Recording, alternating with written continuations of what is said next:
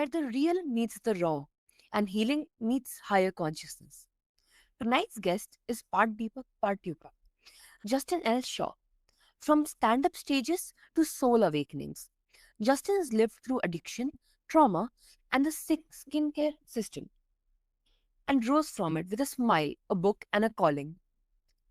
He is the author of Sourcery 101, 13 Rung to a Higher Elevation of Consciousness, where spiritual elevation isn't about spells, it's about tapping into source and reclaiming your soul from the chaos of modern life. Get ready to go deep, laugh hard, and maybe heal a little too. So, Justin, sorcery isn't just a clever twist on words, it's a whole philosophy. What does being a sorcerer really mean to you? Oh, good question. Yeah, there's so I kind of created a system of kind of how to become a sorcerer, this type of new life that I've experienced. This sorcery kind of it distances itself from actual sorcery that, what people think of is, of course, hooded robes and cauldrons and, Eye of Newt and these sort of things. It's not that kind of sorcery. So I spell it with a U to separate it some from, the kind of Gandalf Merlin kind of sorcery. That's very interesting, and I just can't help you out with that kind of sorcery. But this kind of sorcery is very achievable and very doable, and it is something, I try to live by this system I created and these rungs, and every day of my life now, and it's really it's completely changed everything everything for me, and it's just something that's really important, and to have the kind of uh you know just the kind of the personality that it creates has just been really truly life changing. So yeah, it's the rungs are kind of they're instead of steps. So typically, there's a lot of, the 12 steps of AA, and there's a lot of steps and, this type of thing, and I wanted to create something a little bit different. So I created a system of 13 rungs. So unlike, steps, instead of moving forward, which is good. It's good to move forward, but moving up is better because the bird has a better perspective and view on things than the worm does. So it's a system of rungs to move up and get a better perspective on life, and to just, that's why I call it being a sorcerer. It's changing, it's transformation. It's that whole, yeah, I certainly went through it the past couple of years of kind of becoming a sorcerer and going through that transformation of the caterpillar into the butterfly, and that whole process, which when you're going through transformation, it's a very difficult and painful process. You can ask any werewolf, and they'll tell you transformation is not easy, and it is painful, and it is difficult. But man, let me tell you, when I got through it and to be on the other side of it, it was so worth it. But it certainly took some effort. And this book kind of came out of it. It was a kind of a very aware of itself book. As I was healing myself, I'm writing about healing and my journey that I've gone through and going through, and this whole kind of transformation process kind of came out in the book. That's amazing. And what was your first personal taste of source that shifted everything?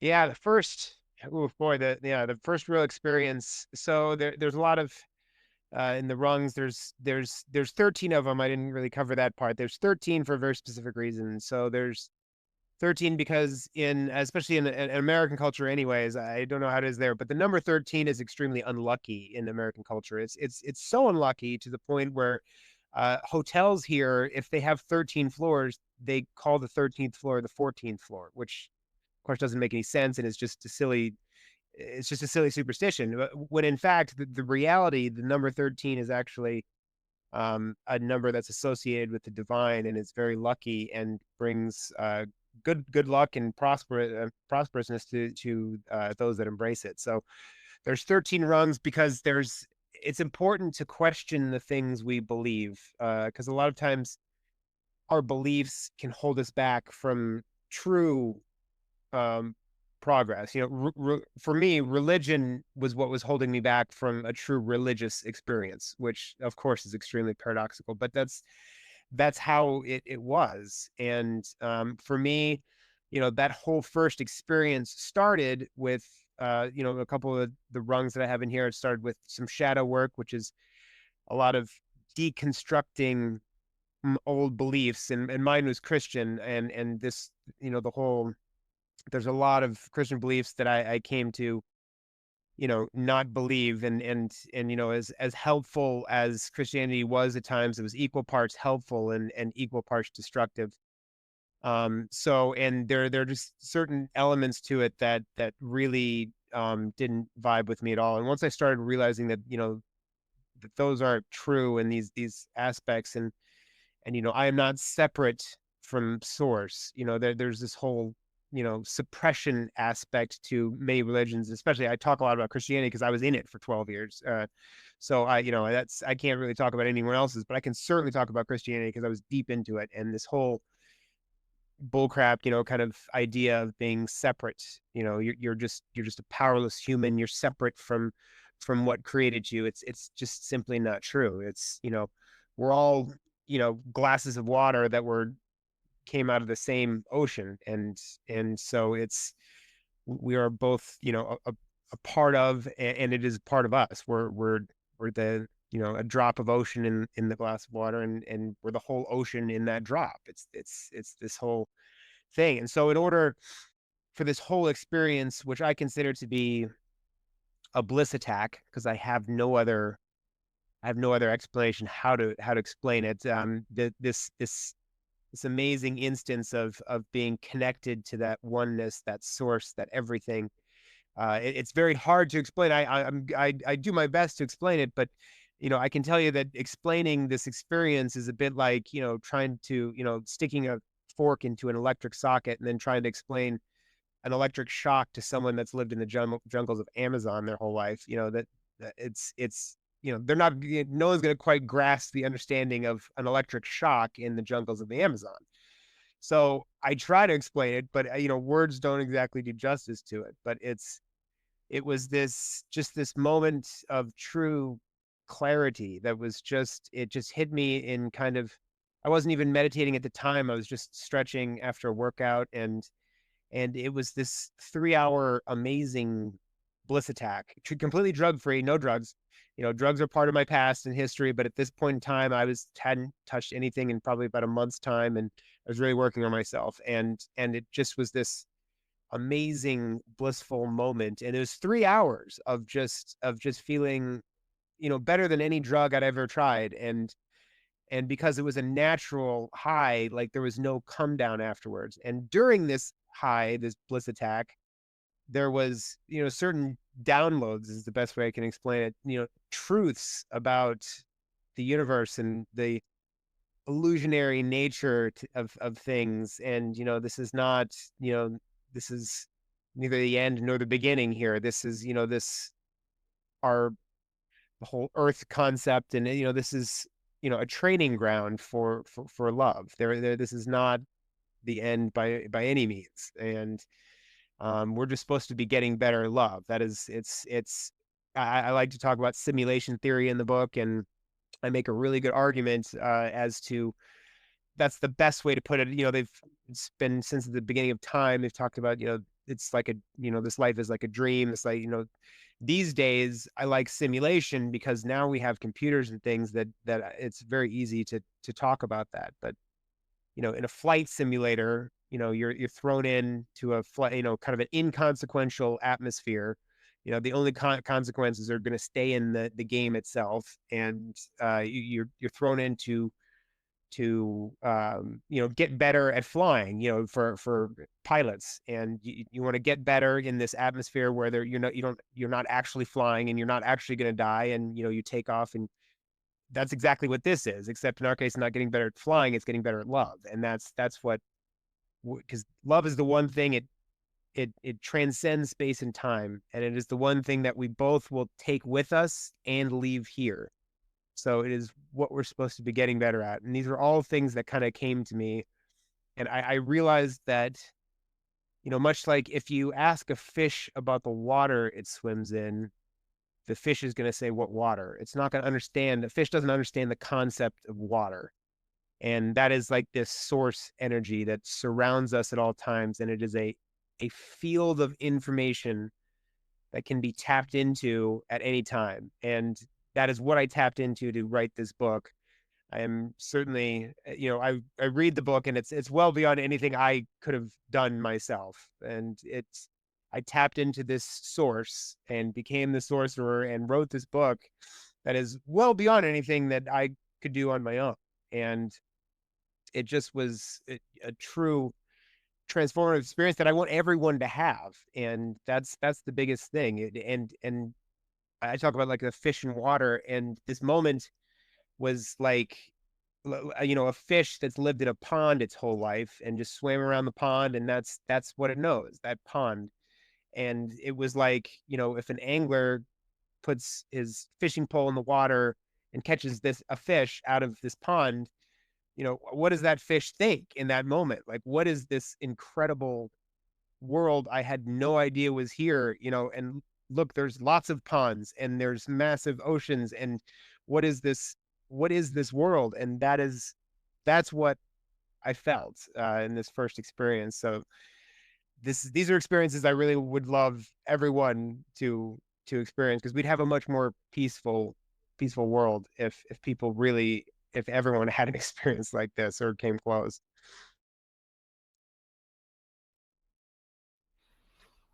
That moment, that divine spark, is something so many people are yearning for, but don't know how to name. You just gave it a face. Yeah, it really, yeah, and I still am not doing it justice. Like, I still really, this experience and having this true oneness with the universe, it's still not quite doing it justice.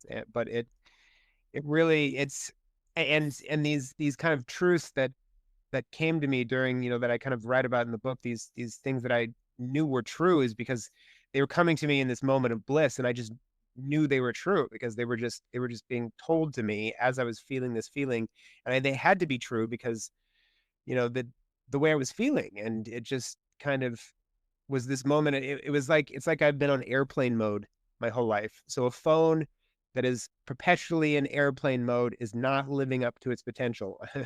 It's, it's not useless. A phone in airplane mode all the time is not useless, but it's not gonna live up to its potential. There's things, you can't receive, and receive messages or send messages, and I realized I was in airplane mode.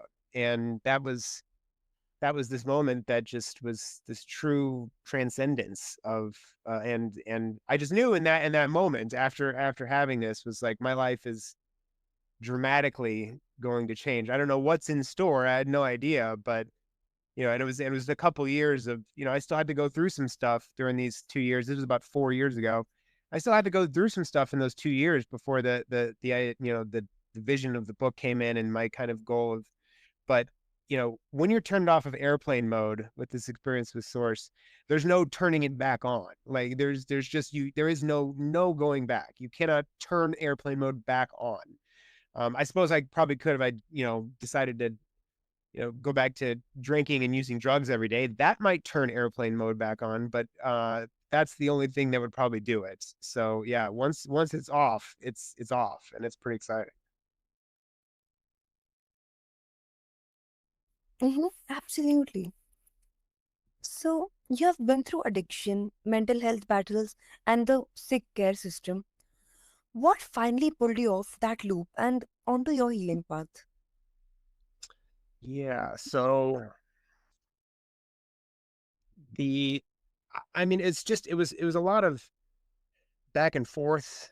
I mean, we're talking about like 2 decades, and in the U.S. here, our system for healthcare. I don't know how things are there, certainly, but I can't speak for that, or any other country for that matter. But our system kind of sucks, and I call it a sick care system because it's not really healthcare. It is simply managing the symptoms of spiritual bankruptcy, essentially. And that is what the whole system is set up to do. They don't actually want to cure you, because a cured individual lines no one's pockets.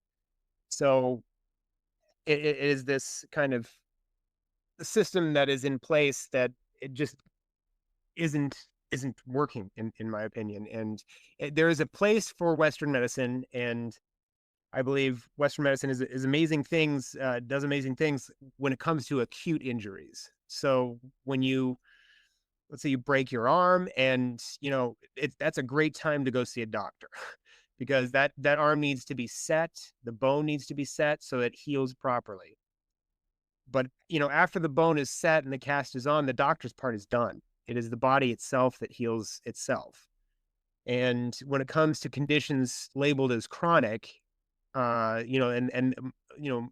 illnesses and a lot of autoimmune disease and a lot of these things that are considered chronic conditions, they really they don't have the whole picture. And it's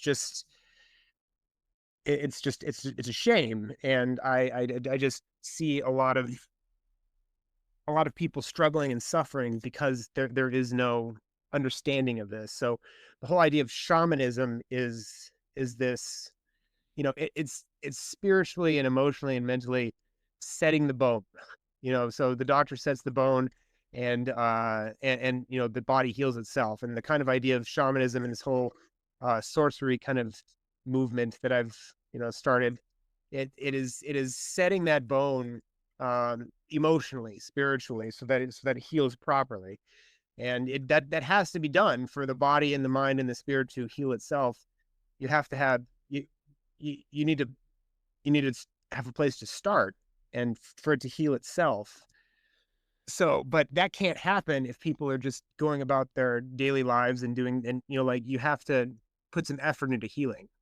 And that's what I did, and I'm trying to get out there. But the symptoms is all that the sick care system focuses on here. So and a good analogy would be to, if there were 100 people that had a lunch once a month, and every month 90 of those people got violently ill, the Western medicine kind of solution would be to dole out pills to all 90 of those people to help with their nausea, instead of like looking into the root cause, which is the quality of the food.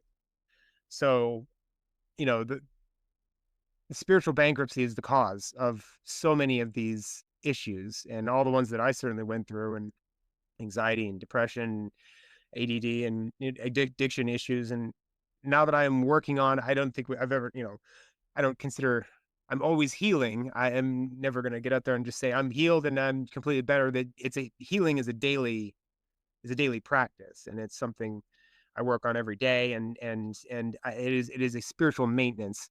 And the best example would be a sand sculpture. Like, you can build a beautiful sand castle out of, and it can just be immaculate and perfect.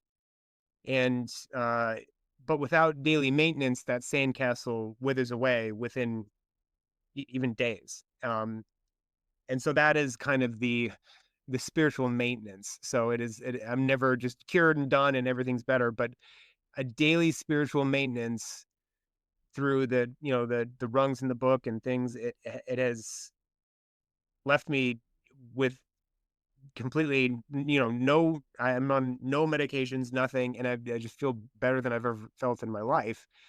And and I just realized that the doctors here are, and there's no blaming them. I mean, they're doing the best they can. They've been programmed by their schooling and their peers to just listen and prescribe. Going into a psychiatrist's office here in America and not leaving without a bottle of pills just doesn't happen. If you go in and you're having problem with anxiety or depression, you're going to leave with pills.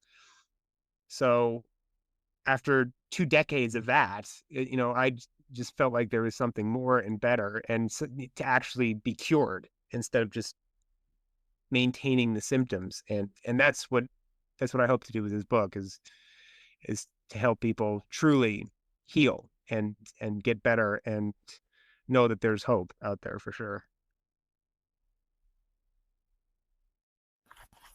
That's amazing.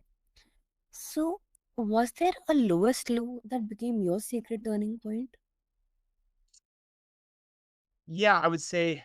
I think there were several. There's been several lows throughout my kind of lifetime of everything.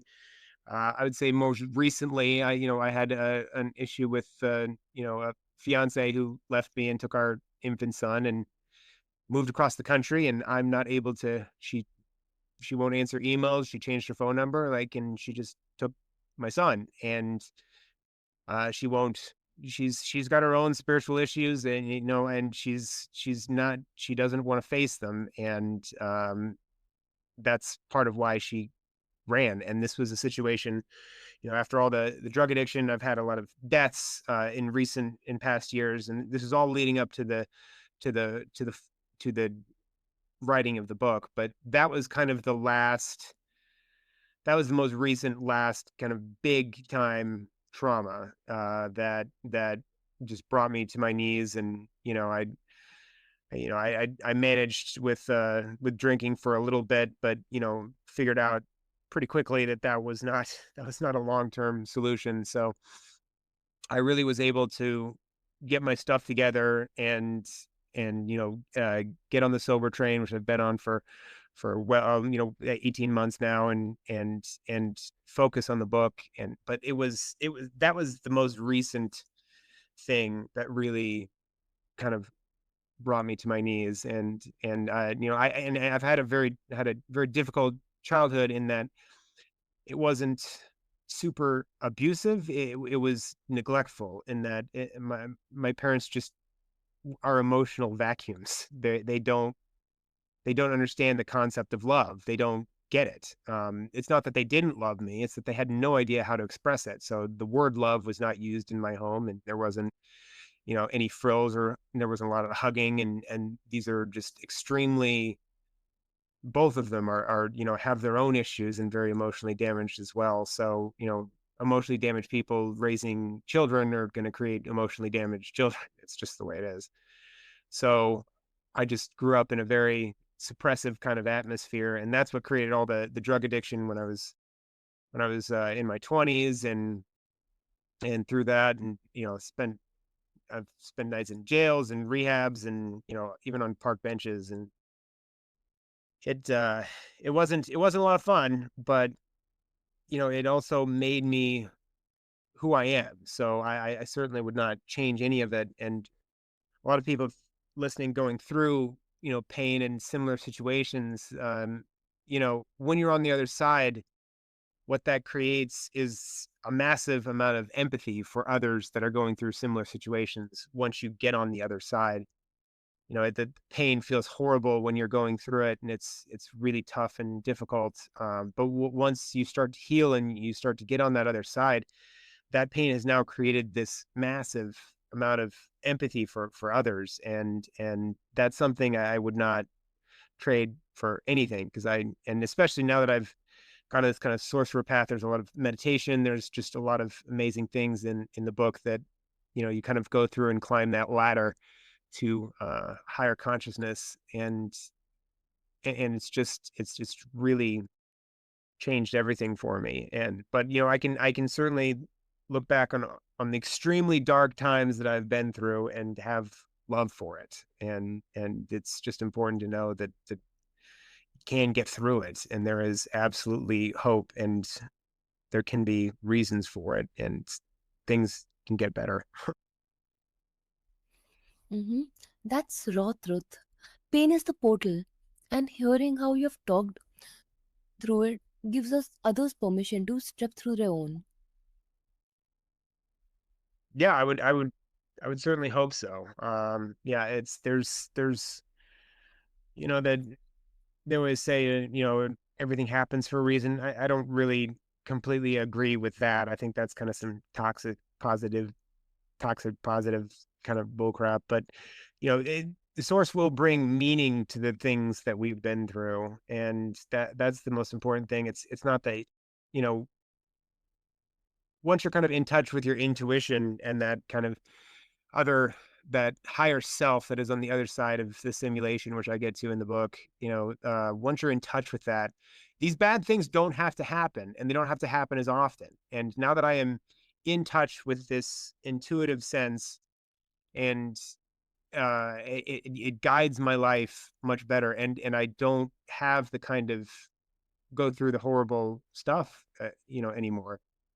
But it certainly source will bring meaning out of the crap that we've been through. But there is certainly a way, which I go through intuition training in the book, and how to actually train your intuition, how to get in touch with the higher self source that will answer your questions and guide you away from, you know, unhealthy people and dangerous situations. And there's a way to train it and start asking it questions and get and receive answers. And anyone can do it. You don't need to be a medium or a psychic or I'm not. And it's for everybody. And it's just a way to build that intuition and to train it, and it will guide you away every time. I had a great one before we're done that I was eating a piece of steak in my home, and I just live here, just with my dog and myself, and I was just eating, and this kind of steak got lodged a little bit, nothing crazy. The natural kind of instinctual thing to do would just be to swallow it and get it down. But I had done so much intuition training that my intuition kicked in and pretty much yelled at me to say stop, and I stopped immediately. And this was an inner voice, not an audible one.